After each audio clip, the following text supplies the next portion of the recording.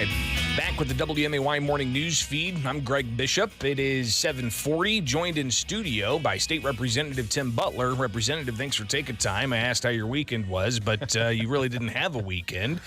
You've been practically all over the state dealing with legislative hearings concerning Democrats coming back to the State House tomorrow to pass revised State House maps. Yeah, I've gotten a good tour of the state of Illinois over the last 4 days. Chicago to Collinsville to Peoria to Aurora over the last 4 days. And it's really, I'm so frustrated in these redistricting hearings. We were frustrated enough this spring.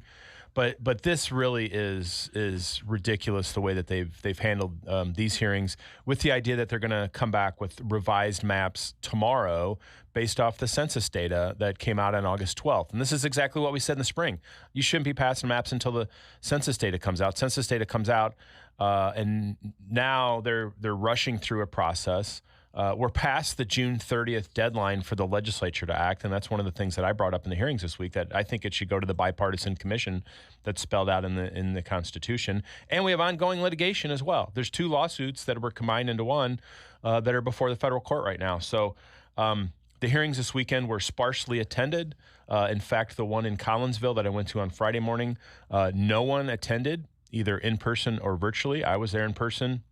Representative Amy Alec, a Republican, was there in person, but no one from the public was there. No one was there virtually. Yesterday in Aurora, myself and Representative Kiker, another Republican, were there in person. No Democrat members of the committee were there in person. And we had a handful of people from the public, 4 or 5 people from the public were there, and we had one person testify virtually.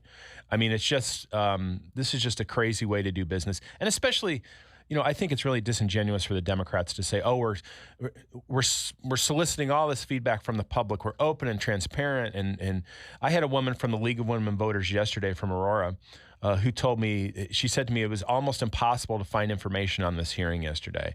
And I think, and that's the League of Women Voters. I mean, an important organization that should be engaged on these type of things. And they really had no idea what's going on. And I just, this is the worst thing that people think of when they think of politicians and the way that we do business.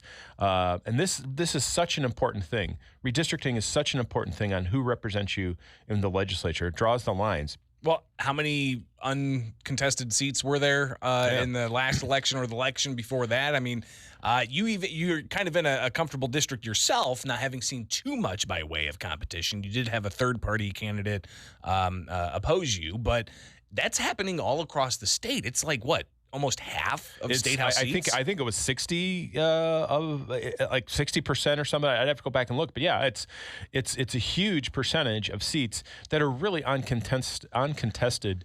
Every 2 years, and the way that the reason that comes about is because of the way that the maps are drawn. They're drawn to pack Republicans into a district to make a Republican district, so they can make Democratic districts on the edge. They're made to dilute Republican votes to make it harder for Republicans to get elected.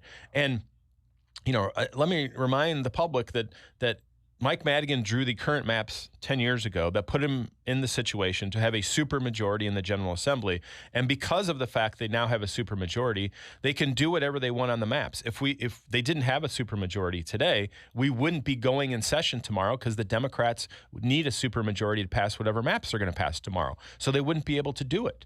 And, I think this is no way to run a railroad, especially when we have, you have people protesting this weekend around the country about voting rights, okay? Yet we have this sham process in Illinois that's run by the Democrats that is one of the most basic tenets of democracy. The lines that are drawn of the people that represent you. How come I don't hear the hue and cry out of my Democratic colleagues about the way that this process has gone, like I hear about the voting rights issues that they raise?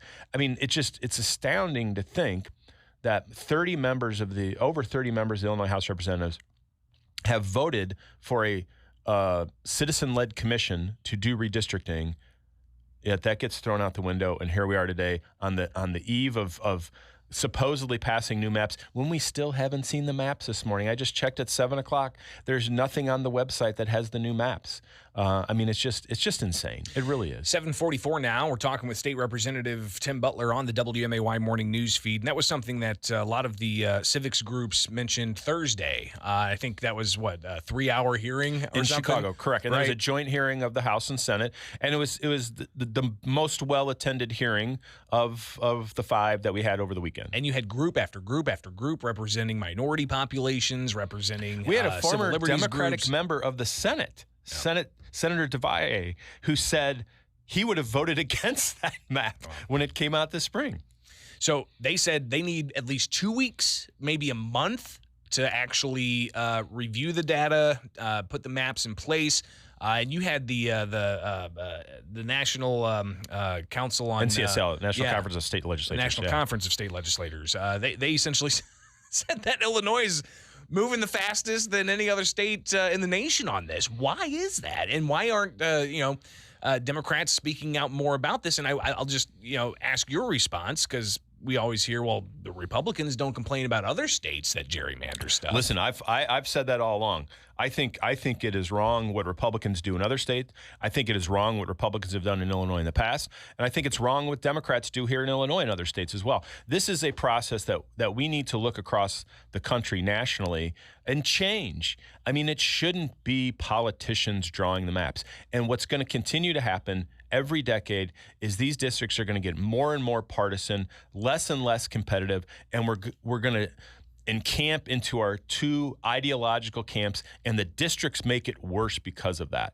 Because you don't have to deal with people from the other side, because you don't come from a competitive district or anything like that, where you actually have to listen to a wide variety of views. This is a base tenet of our democracy that we're seeing torn down right now because of efforts to gerrymander these districts. And it's really I'm really concerned about this, because I do think it's making a huge impact across the country about how partisan our politics are right now.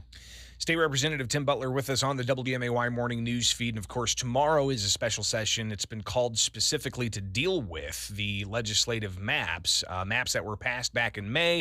Of course, it faces a court challenge, and the court's wanting to see what happens after this special session. But they're looking to revise those maps after full census data was released.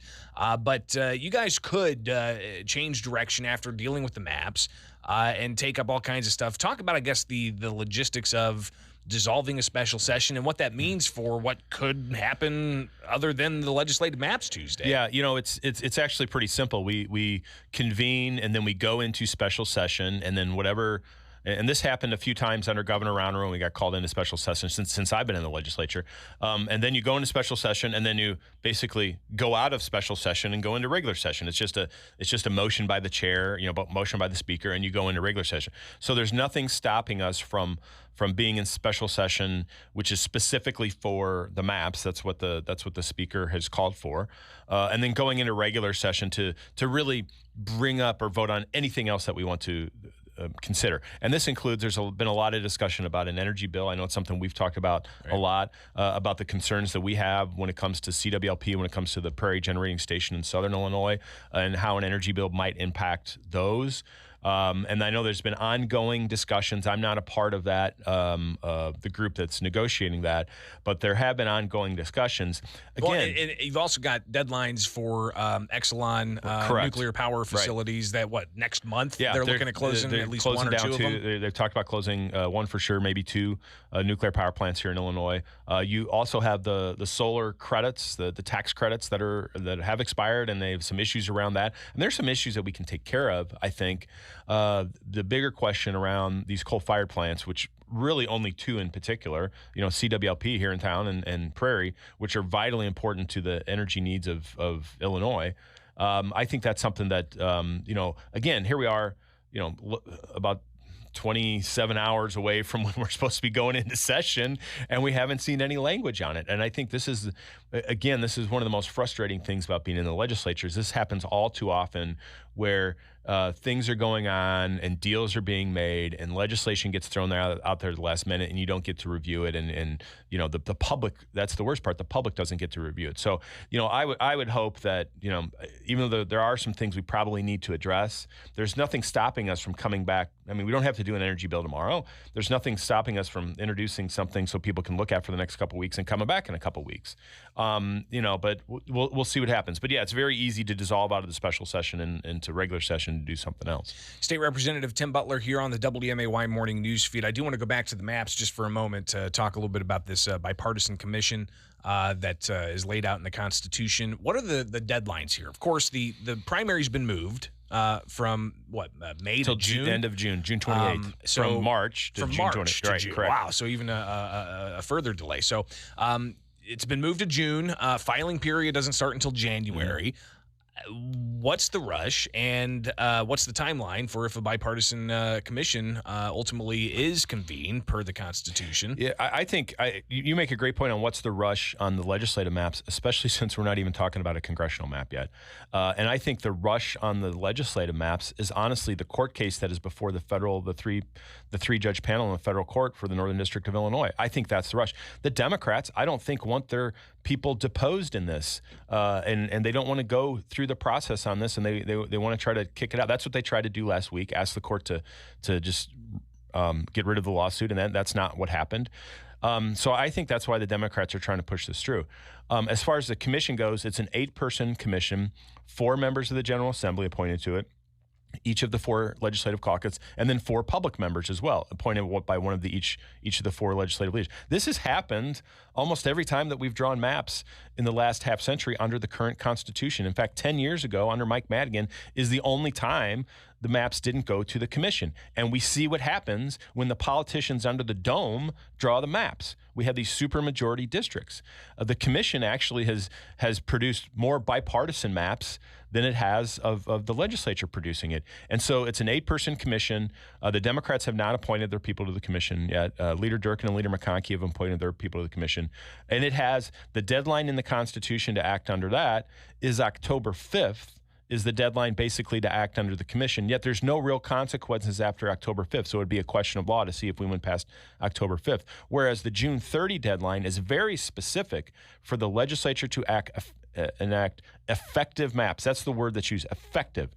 And the maps that are before us today are not effective, because that's why we're going supposedly back in session tomorrow, because the Democrats know they're not effective. They have the difference between the largest district and the smallest district is 3 times the legal limit that's allowed. And there's at least 10 districts that are outside the legal limits. So they have huge problems with this, and they know these maps aren't effective. And that's why I think the commission should be impaneled, and that's where the work should be being done right now. State Representative Tim Butler, one last thing. We're approaching a break, a little late for the break, but I definitely want to get your take on this. A House bill filed by Edgar Gonzalez, state representative out of Chicago. Essentially, the bill would allow for the Illinois State Board of Education to not certify or revoke the recognition of a school that does not comply with public health rules during a stated health emergency from the governor. What's your take on this? Is this Edgar Gonzalez essentially saying that the governor doesn't have this authority and it needs to be passed by law, or what? Yeah, 2 things. One, I would really like to know if Representative Gonzalez was in discussions with the governor's office about this bill. This is something that the governor's office wanted to see forwarded.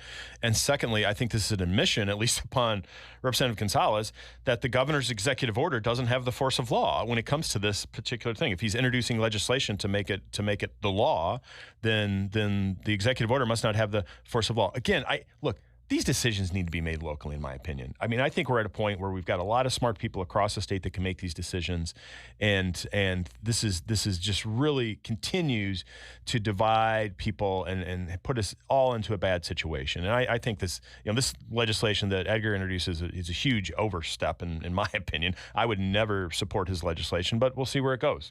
State Representative Tim Butler, always appreciate you joining us in studio, and we'll talk again in the near future. And we'll see you guys back here in tomorrow. Hey. Yeah, you're going to have a whole bunch of people back at the State House. All right. So, again, appreciate your time. you. We'll talk soon, all right?